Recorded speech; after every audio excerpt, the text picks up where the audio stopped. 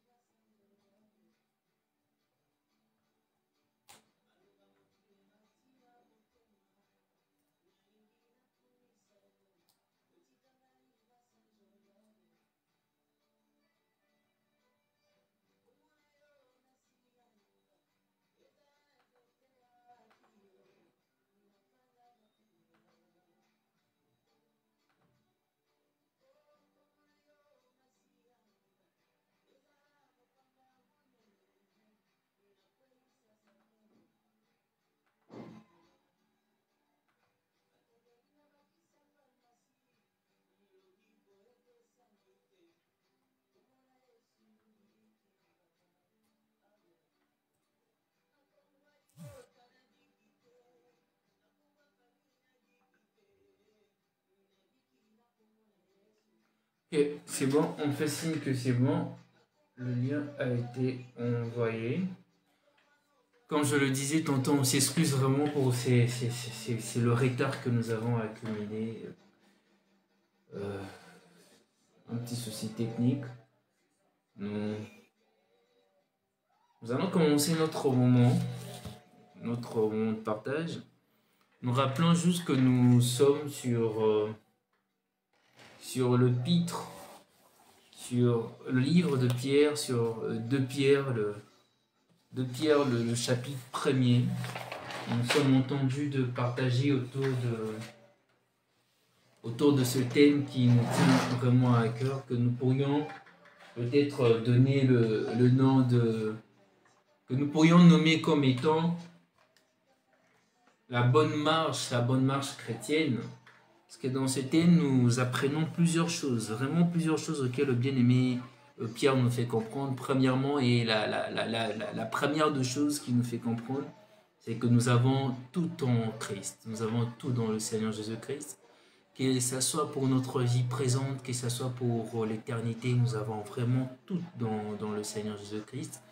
Et tout en sachant que nous avons tout dans le Seigneur, le bien-aimé nous invite davantage à connaître donc la personne qui nous donne toutes choses, ce qui est assez normal et assez logique. Aujourd'hui, si on nous dit que nous pouvons avoir un financement ou nous pouvons avoir telle chose dans telle entreprise et que l'entrée dans cette entreprise est accordée à tous, je pense que tous nous irons, ne serait-ce que visiter l'entreprise et peut-être aussi déposer un CV. C'est dans ces mêmes concepts où le bien-aimé nous dit que nous avons tout dans le Seigneur Jésus-Christ. Puisque nous avons tout en Christ, nous sommes donc tous invités à aller vers la personne qui nous donne tout, la personne qui remplit tout en tout. Donc nous sommes donc invités à aller vers cette personne. Oui, et le Seigneur tend simplement ses bras et nous appelle, il nous attend tous que nous puissions venir. Il dit dans sa parole qu'il frappe, il est à la porte, il frappe à la porte. C'est lui qui va vouloir l'ouvrir la porte, dînera avec lui. Et combien encore cette joie sera immense en sachant que nous avons pour sauveur le Créateur de toutes choses, lui par qui toutes choses subsistent. Combien cette joie, combien cette grâce est encore immense en nous. Donc nous sommes entendus de partager autour de certaines réalités de notre marche, de la vie chrétienne, dont nous avons largement eu le temps d'en parler les séances dernières. Nous avons parlé de ces atouts, de toutes ces choses auxquelles le bien-aimé nous demande, ou il nous supplie, si je pourrais utiliser le terme, de rajouter à notre marche ces choses que nous puisons certes dans le Seigneur Jésus-Christ, mais ces choses qui sont tellement capitales parce que c'est par ces choses que plus tard, comme le bien-aimé le dit, c'est par ces choses que nous affirmons notre élection. C'est par ces choses que nous témoignons de notre appartenance dans le Seigneur Jésus-Christ. Si toutes ces choses sont en abondance en nous, nous ne laisserons point aveugles. Nous avons compris que être aveugle, c'est déjà c'est privé de toute vue, c'est privé de la vue. Et lorsqu'on se prive de la vue, on ne sait plus quel chemin emprunter. Sachant que le Seigneur nous appelle à non pas être aveugles, mais à être de gens conscients, à être de gens, de personnes faites, de personnes qui empruntent le chemin de la vérité qui est Christ, le chemin de la vérité et le chemin de la vie éternelle. De notre côté, nous avons le chemin de la vie éternelle. D'un autre côté, nous avons aussi l'opposé, le chemin de la mort éternelle. Et ces chemins de la mort éternelle, c'est un chemin où tu n'as pas besoin de faire des efforts pour y accéder. Car c'est un chemin qui est certifié à toutes les personnes qui vivent dans le péché, toutes les personnes qui vivent pour le péché, toutes les personnes qui se plaisent dans le péché, toutes les personnes qui trouvent leur bonheur dans le péché, toutes les personnes qui n'ont pas accepté le Seigneur Jésus-Christ. Car le chemin de la vie éternelle, c'est un chemin qui est certifié par l'appartenance ou par le sceau de l'Esprit.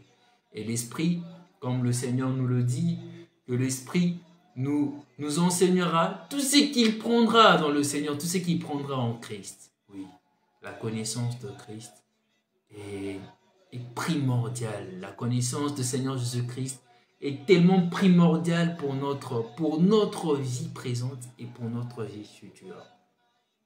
Je vais donc faire la lecture. Je vais commencer à partir du verset 5 jusqu'au verset 10.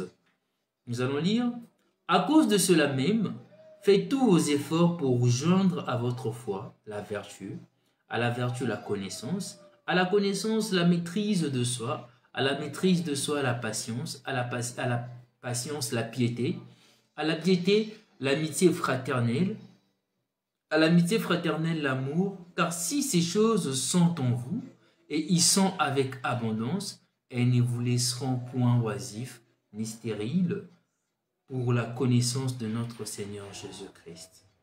Mais celui en qui ces choses ne sont point est aveugle. Il ne voit pas de loin et il a mis en oubli la purification de ses anciens péchés. C'est pourquoi, frères, appliquez-vous d'autant plus à affermir votre vocation et votre élection, car en faisant cela, vous ne broncherez jamais. Et du verset 8 jusqu'au verset 10 que nous allons partager aujourd'hui, ça nous enseigne encore une autre réalité. C'est vraiment dans cette suite-là, où le bien-aimé nous dit, car si ces choses sont en vous et y sont avec abondance, elles ne vous laisseront point oisifs ni stériles pour la connaissance de notre Seigneur Jésus-Christ. Nous comprenons donc dans ces chapitres, dans ces versets, que le bien-aimé nous invite à ce que nous puissions multiplier toutes ces choses. C'est quoi donc ces choses? La vertu, la connaissance, la maîtrise de soi, l'amour, la patience, l'amitié fraternelle. Le bien-aimé, il nous énumère donc ces choses, il nous dit que nous devions multiplier ces choses en nous, car si ces choses sont en nous, elles ne nous laisseront point oisifs, donc ça veut dire sans trouver quoi faire, ou stériles, sans produire de fruits dans la connaissance de notre Seigneur Jésus-Christ. Il est assez triste Et excusez-moi d'évoquer encore le sujet, mais il est quand même assez triste qu'aujourd'hui, ces dons nous voyons dans les assemblées, c'est certes cette envie où le gens, où les chrétiens, disons-le, le chrétien cherche premièrement à saisir ce qui est mystique, à saisir tout ce qui est dans le mysticisme. Le chrétien cherche à avoir dedans tel la prophétie, dedans tel les parler en langue, dedans certes qui sont très importants pour l'assemblée, pour l'église, mais ce sont dedans, oui, ce sont dedans qui sont importants, mais c'est dont le Seigneur veut premièrement nous, c'est que nous ayons déjà en première position les choses dont il y a, les choses que le bien-aimé Pierre a citées. À savoir, bien-aimé, avant de vouloir chercher d'avoir la prophétie, cherche premièrement la maîtrise de soi, cherche premièrement l'amour fraternel, cherche premièrement la connaissance et la véritable connaissance dans toute sa simplicité de la personne de Jésus-Christ. Cherche la vertu, cherche la simplicité. Oui, c'est choses que beaucoup cherchent moins, mais ces choses qui sont tellement primordiales, ces choses qui sont tellement primordiales et capitales pour la vie d'un chrétien. Aujourd'hui, tu pourrais avoir le don de prophétie, mais si tu n'as pas de maîtrise de soi, combien tu détruiras en fait des églises. Si tu n'as pas de maîtrise de soi, combien tu entraîneras de foules peut-être dans la perdition autre. Si tu n'as pas de maîtrise de soi, si tu n'as pas l'amour, le véritable amour pour le bien des autres, combien tu pourrais même te servir de ces dons pour ruiner les bien-aimés. Et c'est ce que nous voyons aujourd'hui. Et c'est ce que nous voyons aujourd'hui. Oui. Avant de courir derrière des dons, divers dons, cherchons déjà à multiplier en nous le fruit de l'esprit, à multiplier en nous c'est dont le bien-aimé nous a énuméré dans ces chapitres. Et lorsque nous parlons de fruits de l'esprit, nous allons quand même lire le passage. C'est le passage dont le pasteur nous a dû évoquer le dimanche passé. C'est donc dans Galates 5 du verset 22, où le bien-aimé dit à ceux de Galates, mais le fruit de l'esprit, c'est l'amour, la joie, la paix, la patience, la bonté, la bienveillance, la foi, la douceur, la maîtrise de soi.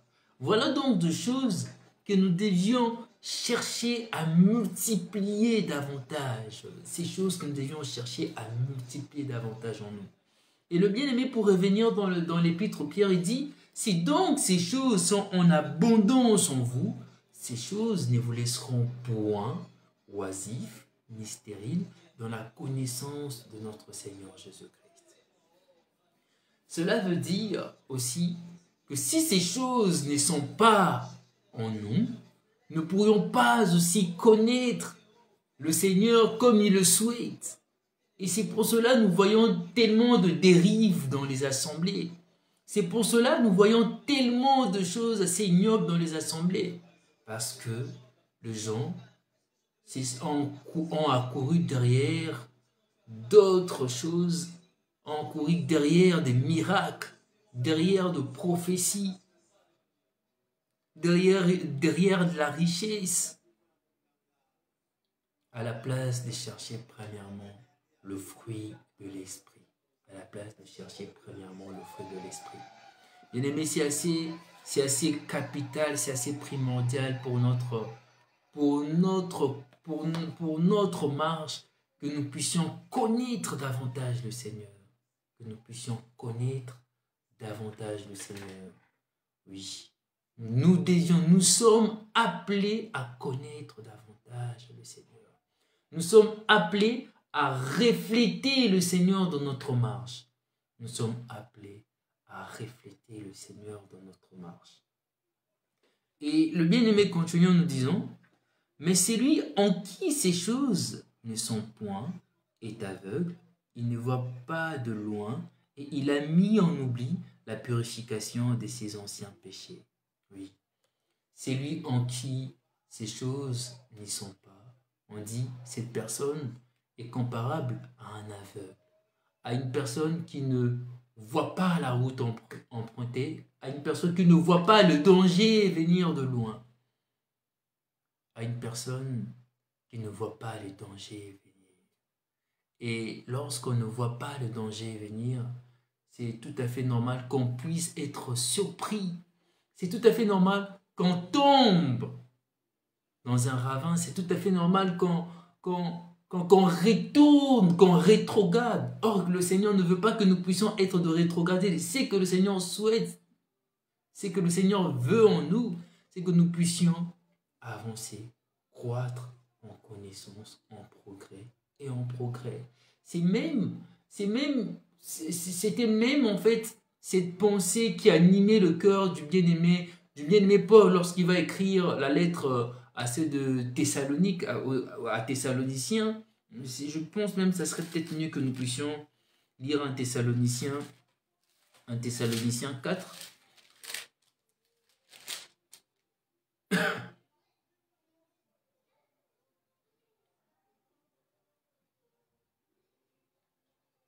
Alors, 1 Thessaloniciens 4 du verset 1er.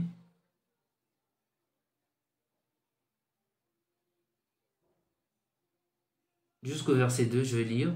Au reste, frères, puisque vous avez appris de nous comment vous devez vous conduire et plaire à Dieu, et cela, conduire et plaire à Dieu, et cela, c'est que vous faites, nous vous prions et nous vous conjurons au nom du Seigneur Jésus-Christ de marcher à cet égard de progrès en progrès.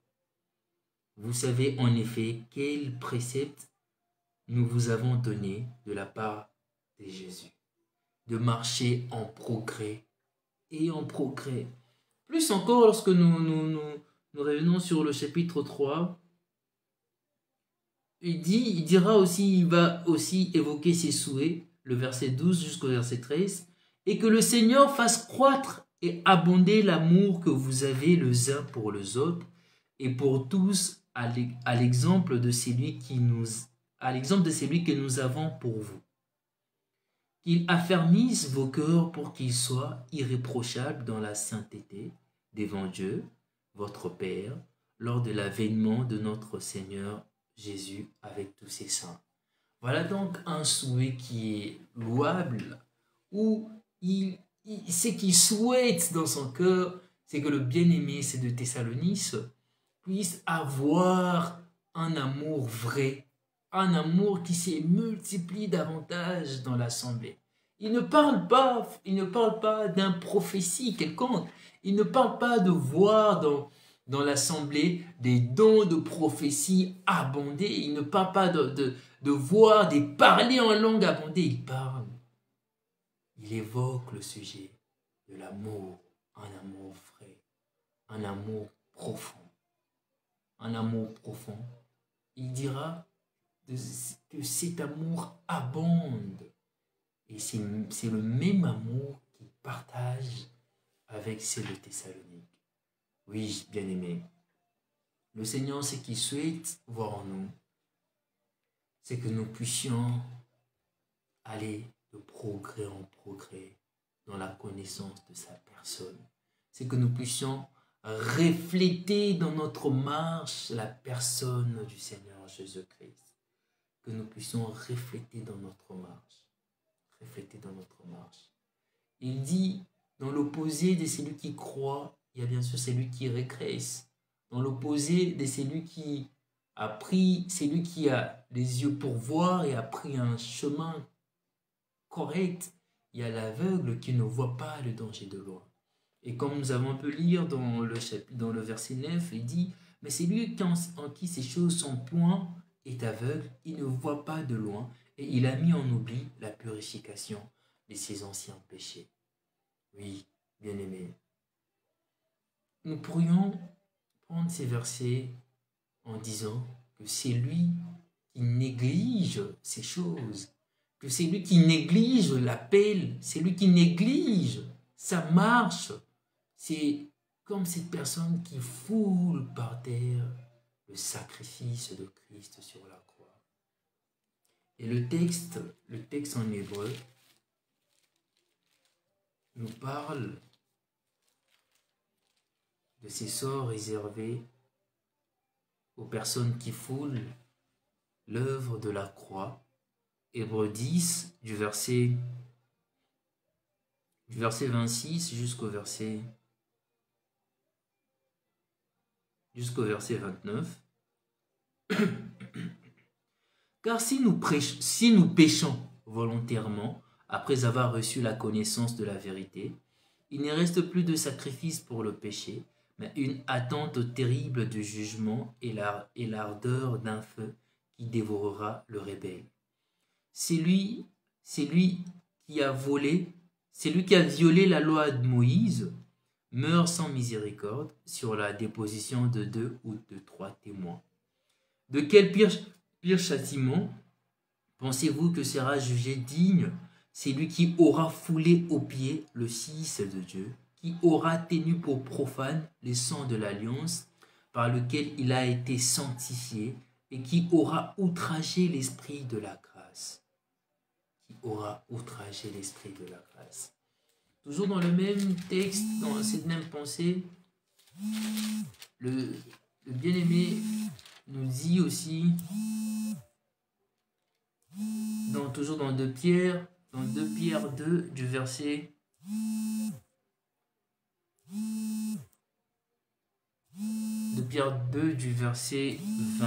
21, verset 23. Non, je commence au verset 20.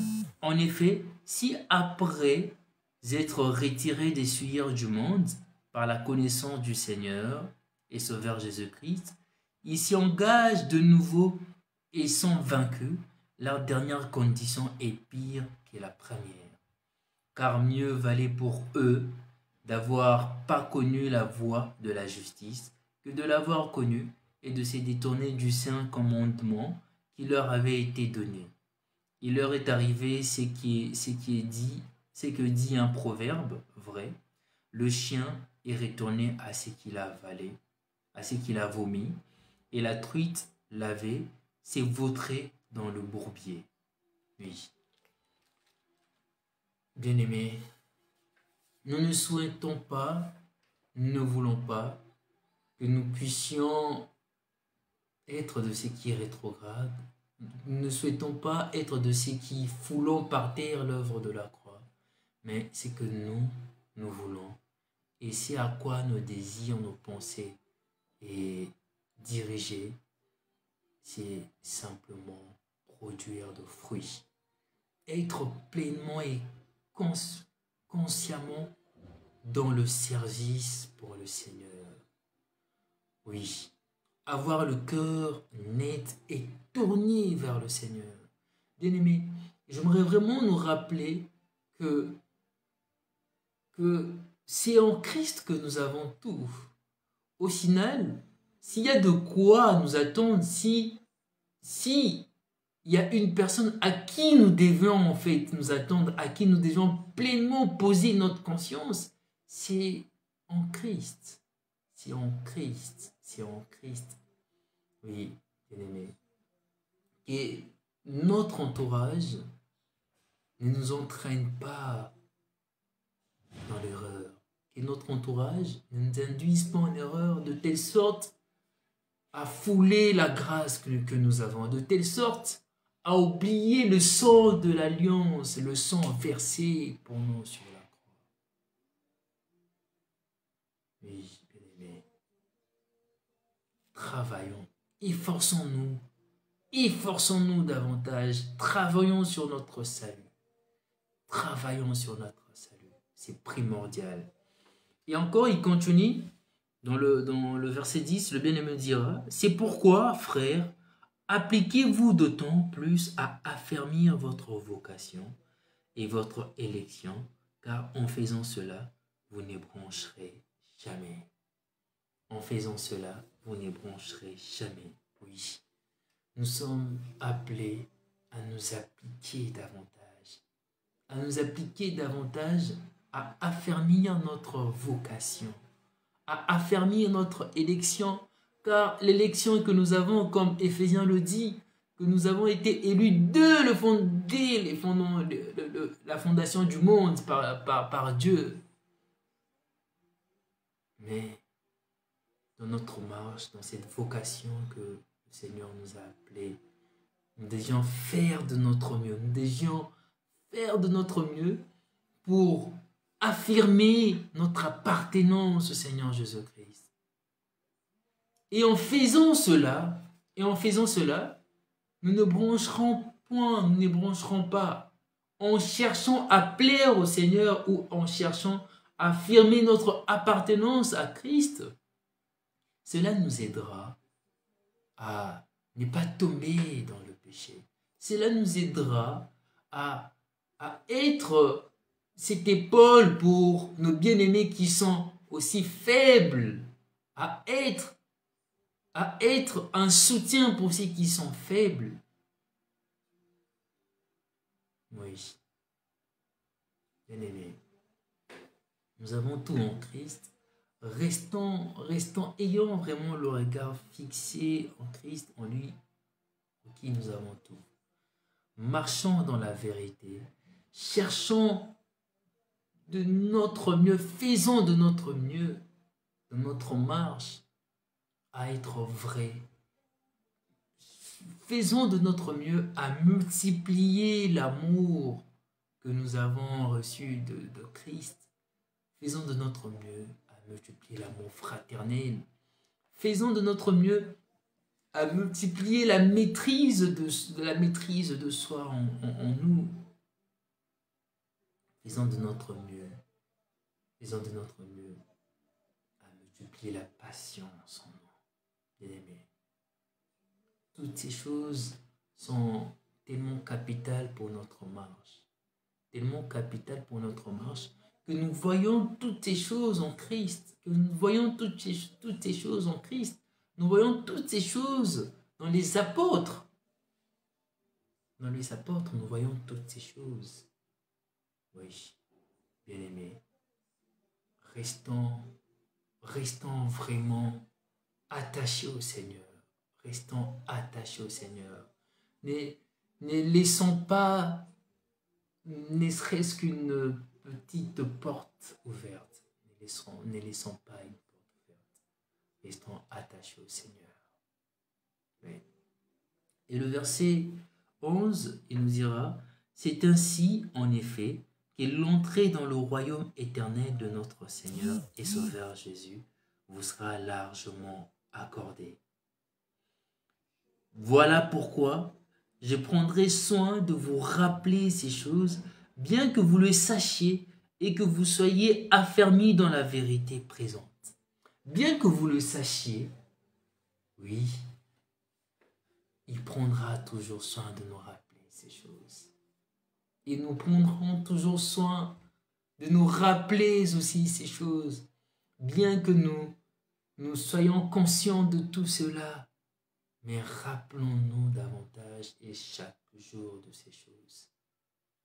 Rappelons-nous que notre marche doit être vraie, que nous devions être dans la vérité, que nous devions marcher en partageant l'amour et un amour vrai. Rappelons-nous ces choses et mettons, au-delà de nous rappeler ces choses, mettons ces choses en pratique.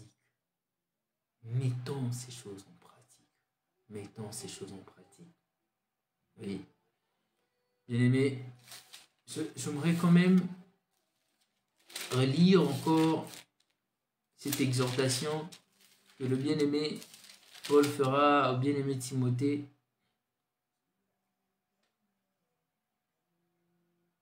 Il dira au bien-aimé Timothée, c'est 2 Timothée 2, le verset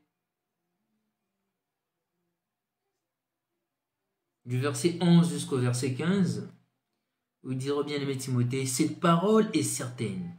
Si nous sommes morts avec lui, nous vivrons aussi avec lui. Si nous persévérons, nous régnerons aussi avec lui. Si nous le régnons, lui aussi nous régnera. Si nous sommes infidèles, il demeure fidèle, car il ne peut se régner lui-même.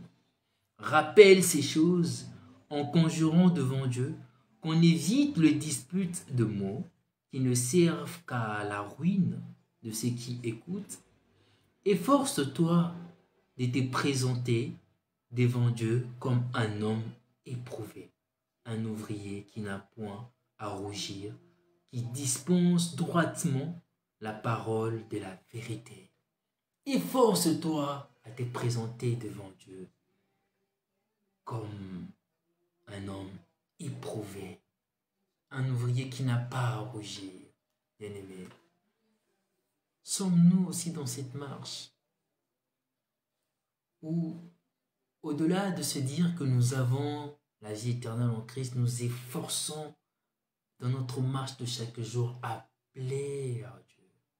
Sommes-nous dans cette pensée? Et toujours dans le même passage, dans le même chapitre, le verset 22,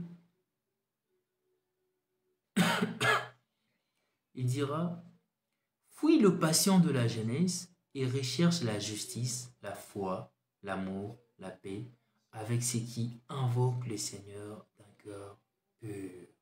Oui.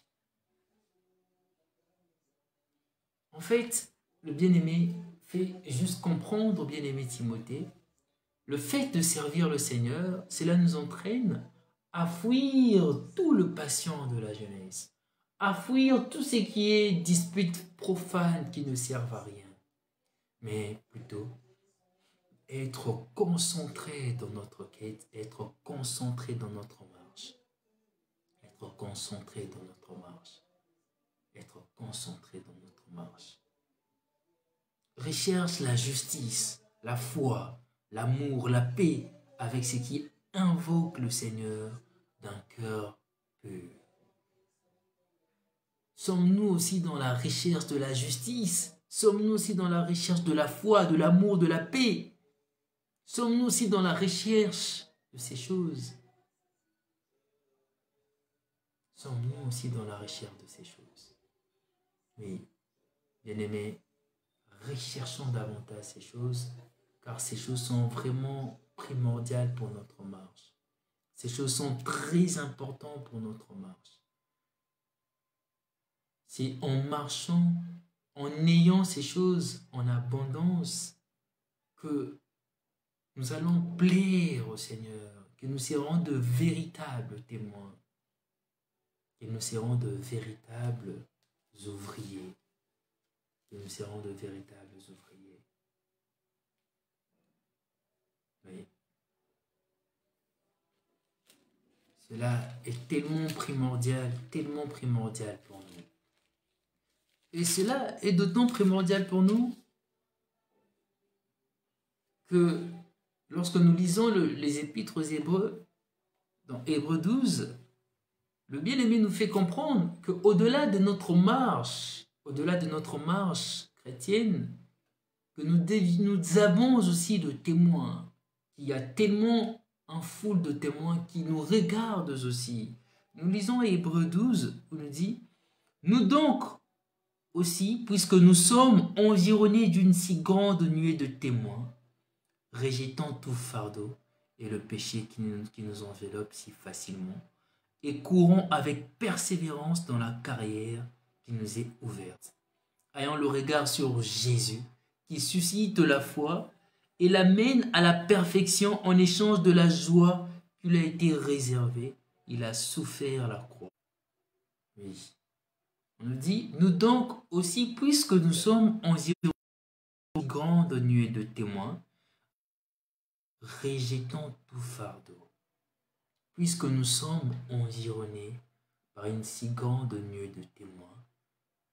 Oui, bien-aimés, la vie que nous menons, ce n'est pas seulement une vie personnelle. Excusez pour la connexion, on a un petit souci de connexion. Donc je disais que nous sommes vraiment appelés à, au-delà de notre marche à plaire au Seigneur, nous sommes appelés aussi à être de bons témoins. Car il y a tellement de gens qui ont aussi le regard fixé vers nous. Qui ont aussi le regard fixé vers nous. Mais, bien aimés, nous devons savoir que la vie chrétienne, certes, dans le fait que le salut est personnel, mais dans cette vie chrétienne, n'oublions pas que nous vivons aussi pour les autres. Je pourrais rectifier même, nous vivons premièrement pour les autres. Nous vivons premièrement pour les autres. C'est toujours les autres d'abord et nous ensuite. Oui, bien aimés, le Seigneur nous appelle à être de modèles. Le Seigneur nous appelle à lui ressembler.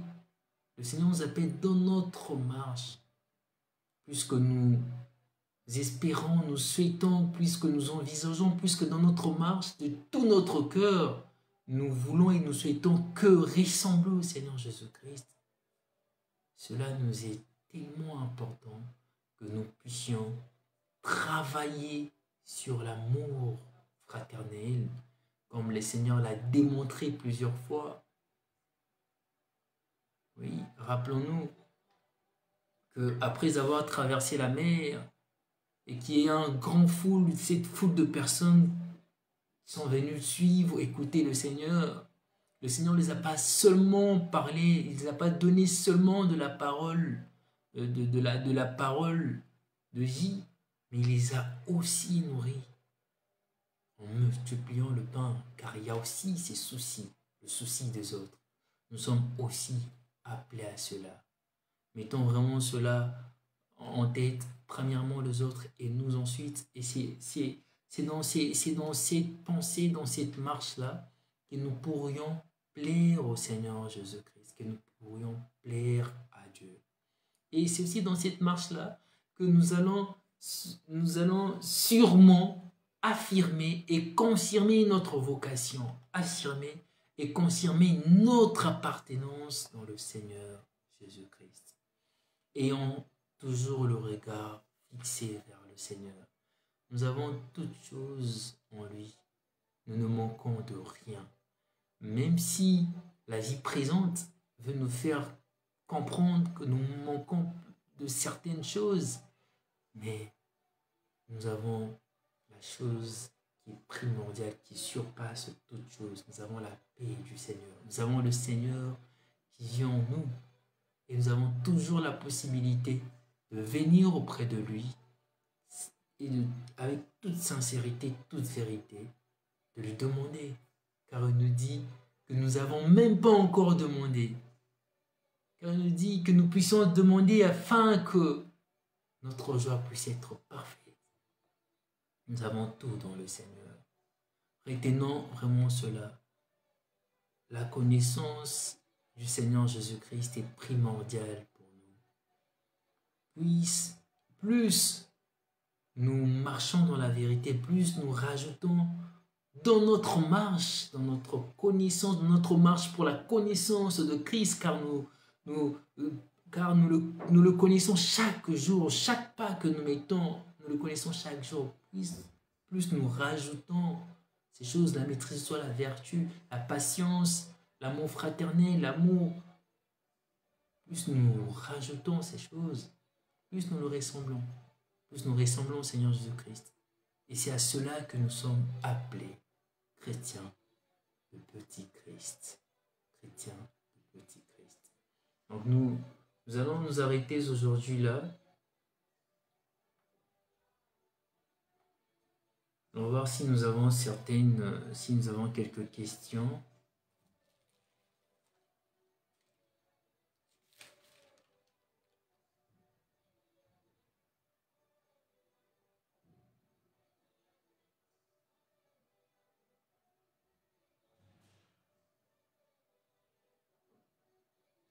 Alors, s'il n'y a pas de questions, je veux lire un dernier passage Toujours dans les épîtres de Pierre,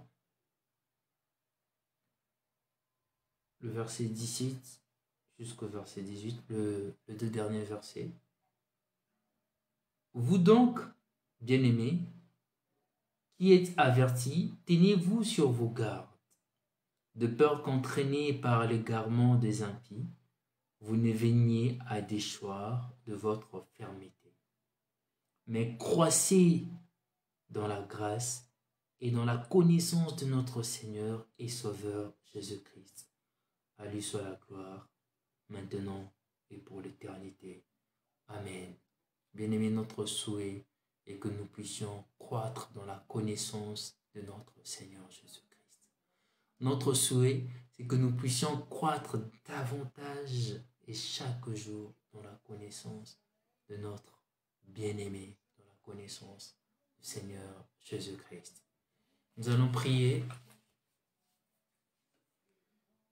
Éternel tendre Père, nous te rendons grâce, Seigneur. Nous bénissons ton Seigneur, car tu es, Seigneur Papa, oui, Alpha et Oméga, Seigneur.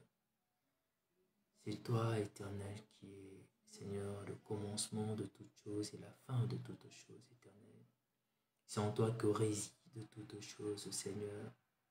Oui, Seigneur, c'est bonheur, Seigneur, Papa, terrestre que nous cherchons chaque jour, Seigneur. C'est en toi que nous l'avons. La joie, c'est en toi, Éternel. La vie éternelle, c'est en toi, tendre Père.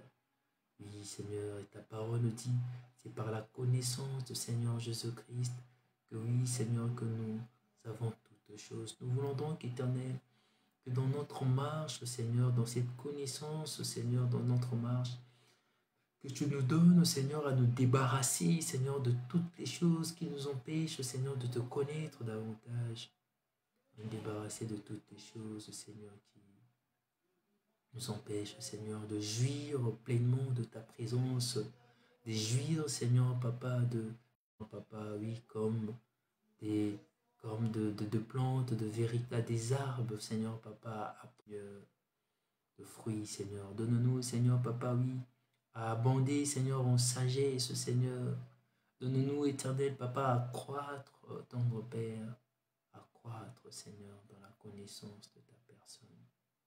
Éternel, je prie, tendre Père, pour ceux qui, Seigneur, manquent de sagesse, tendre Père. Tu nous dis que celui qui manque de sagesse demande, Seigneur, nous te prions que tu puisses donner la sagesse à discerner encore, Éternel, que nous avons tellement besoin, tendre Père, tellement besoin de ces choses, Seigneur, à discerner encore, Seigneur, que dans le temps où nous sommes actuellement, tendre Père, nous avons tellement besoin, Seigneur, Papa, ces choses que nous avons tellement besoin, Seigneur, à affirmer, Seigneur, Papa, notre élection, cette élection, Seigneur, Papa, qui ne dépend que de toi, Éternel, mais à l'affirmer encore davantage, Seigneur, par notre appartenance en toi, Seigneur, par notre marche de chaque jour. Bénissons ton Seigneur, tendre Père, que gloire et louange te soient rendues par le nom puissant de Jésus-Christ que nous avons ainsi prié. Amen. Je nous souhaite à tous de passer une très bonne soirée et que le Seigneur nous parle davantage et nous allons certainement nous retrouver bientôt. En rappelant bien sûr nos programmes habituels, le jeudi, intercession, le samedi, notre partage, le dimanche, nous avons notre culte. Bien de bonnes choses à tout un chacun, que le Seigneur vous bénisse et une très bonne soirée.